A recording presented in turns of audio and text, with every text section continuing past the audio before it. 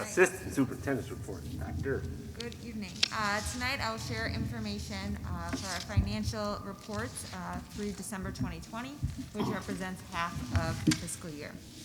On Board Book page 9 is the monthly summary report. You'll see that the total operating revenue for the month was $401,497, with 46% coming from evidence-based funding, which is our state funding, 27% coming from federal and state reimbursements for various grants, and 13% coming from property tax.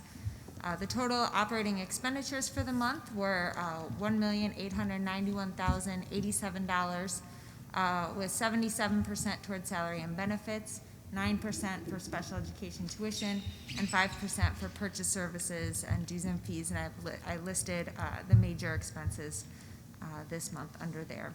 The big discrepancy you may notice between the total monthly expenditures for the month of December and then looking at the operating funds is that we paid the interest on our district bonds. We do that. We make payments towards our bonds twice a year in December and June. So that's why there's that big discrepancy between the $6.8 million and the $1.8 million in operating expenditures. On the next page, Board Book page 10, you'll see the fund balances and you'll see the summary, which shows that the district is currently in deficit spending in its operating funds, and this will continue for January and February until the district receives more money in property tax in March. That's why it's important to keep a fund balance, because you'll see the ending balance in our ed fund is a little over $4 million, and that will continue to be spent down until we receive that additional property tax money. On the next page, you'll see the summary of revenues, which shows that the district has received 47% of our budgeted revenue for this year in our operating funds, and this amount is similar to this time last fiscal year.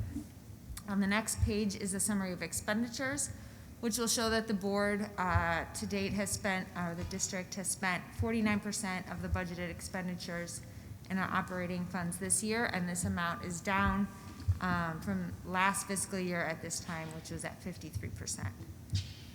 As always in the board packet, I also included the statement of revenue and expenditures for the month of December, as well as the student activity account reports.